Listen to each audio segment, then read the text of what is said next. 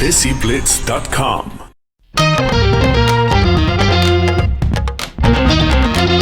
Hi, this is Noreen Khan from the Asia Network, and you're watching DESIblitz.com. I'm Tej Dutia, and you're watching me on DESIblitz.com. Yo, this is AJD from the BBC Asia Network, and you're watching me on DESIblitz.com. It's your boy, comedian Preet Singh, and you can watch me on DESIblitz.com. Hey, I'm Nikita Kanda, and you're watching me on DESIblitz.com. Yo, it's your boy Smash Bengali, and you're watching me on DESIblitz.com. I think I've always loved entertaining people, hence why I do radio and a bit of telly, and through doing lots of hosting and stage work, I think you kind of get used to just talking to the audiences, and sometimes I had to fill for 20 minutes, and then I thought to myself, I should just do stand-up comedy because I'm having to make people laugh for 15, 20 minutes at a time sometimes. You know what it's like at Asian events, Asian timing, and then they're like, oh, the artist is not quite ready yet, so Noreen, can you fill for half an hour? I'm like, okay. So that's how I kind of got into comedy, really. I love doing everything, really. I only do things that I'm quite passionate about, so radio, TV and comedy. I think I enjoy them all equally because they're all quite different in some ways. So yeah, it's hard to say which one I prefer because I do love all three. A lot of mine is very observational, you know. I do like observational comedy, but it's just if something just enters my head, I'll put it straight into my notes on my phone, and yeah, I just like to talk about things that I think I can relate to and others can relate to, and yeah. So I've always been really, really confident, and I'm like a yes girl. Like opportunities, I'm like, yes, I'm there for it. I was on maternity leave, and I was quite bored, and I saw this advert on social media while I was breastfeeding, because that's really boring. And it said, oh, do you want to learn stand-up comedy? And you do it for charity. So I was going to raise money for charity, and I just thought that sounds really exciting.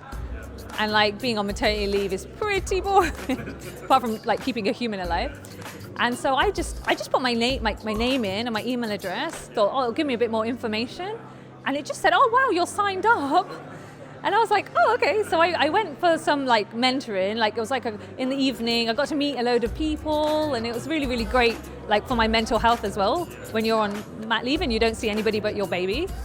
And yeah, I went along, and really all I thought is this is going to improve my confidence, my public speaking. I had no plans to be a comedian.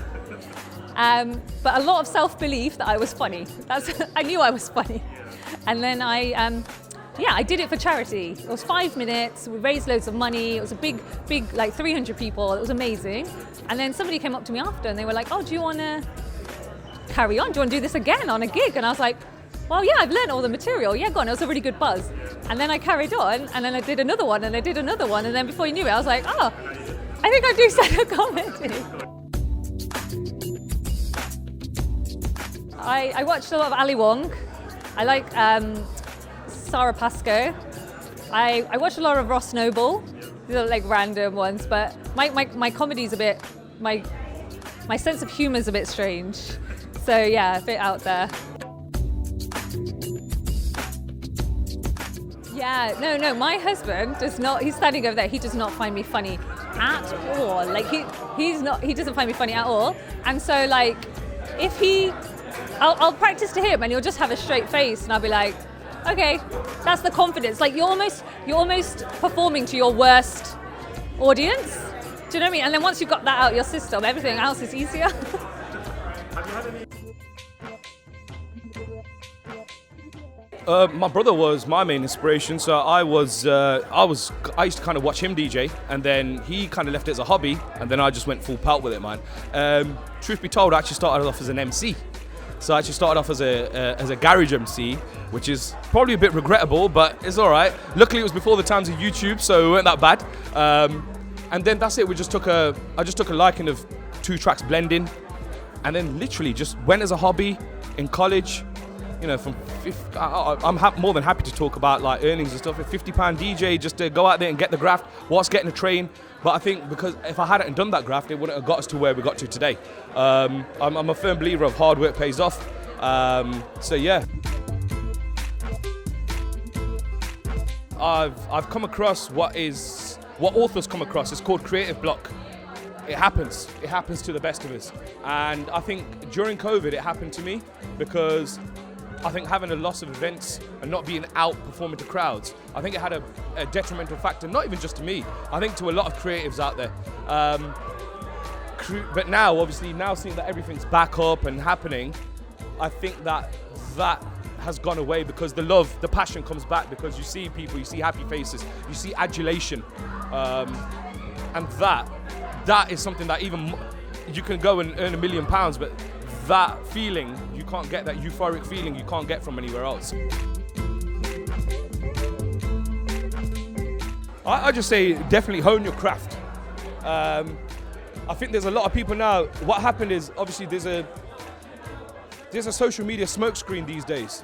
And I think what a lot of people see is they see the social media's taught us to be these superstars or look up to certain celebrities and see how they live life and maybe try and reciprocate that. But a lot of people won't put up their struggles or the procedures or the ways of how they come up as well, which I wish I could do I wish I could actually go back in time and show my come up and the things that I needed to do to get to the position that I am. It doesn't happen overnight. Glory can't come to a person. You can't expect to have it all at the flick of a switch. You have to work hard, hone your graft, and definitely DJs out there, man. I'm saying, like, if there's some mad talent out there, drop me a DM, AJD_DJ, and let's get it, man.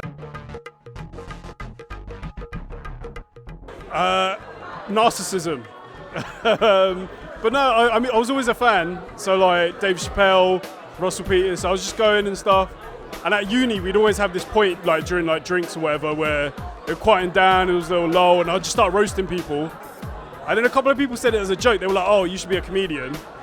I was like, "Yeah, I should, innit?" So I just went from there. Like, I thought every like comic is like selling out Wembley. But then I also just like rooms like this, like Glee Club, but like there's something special about rooms like this, where it's like 300 people, usually fans of comedy, quite an intimate setting. I love that. I think so. I think so. I think there's more of an understanding, and then also you have like people like Just Rain, AK, people like that like made comedy that our parents could enjoy, and they kind of understood what it was. That and like. I think it's also like the second generation is coming through now, and they like to go out, see stuff. I encourage it as well. Don't even just like stick to Asian comedy. Go into wider stuff because you need diversity in comedy, not just in comedians, but in audiences as well. I'm so excited, you know what? And to be in Birmingham, I just feel like everyone's more lively, they're ready. I mean, the crowd's outside and they're just pumped right now. So I'm super excited to get on that stage. Oh my God, the breakfast show, yeah, it's been an amazing start. It's just full of fun, full of chaos. I'm a very chaotic person, so you're gonna hear that on the radio. It's energy, just that extra boost in the morning that you need. If you feel like you're tired one day, just come and listen to the breakfast show because I tell you, I will give you that like oomph that you need in the morning. Yeah, that's it, that coffee. You don't need the coffee. Don't worry about coffee, just turn on the Asian Network and listen to me in the morning. But yeah, it's super fun. Come on, man. It's a pleasure, Look where we are, man. BBC Asian Network, Comedy Night in Birmingham. Can it get any better than this? At the moment, I would say James Acaster. He's so funny, man. He's just like, he's genius. Like the persona he projects, the way he has such a sick routine. It's just mad. I love him. I take inspiration from everything around me, like my upbringing, my mom, my dad, my brothers, my sister, like just everything, man. But for sure, when I see comedians like some of the ones that we've got on tonight, it's so inspirational to see and definitely encourages me to really get better at wanting to do comedy.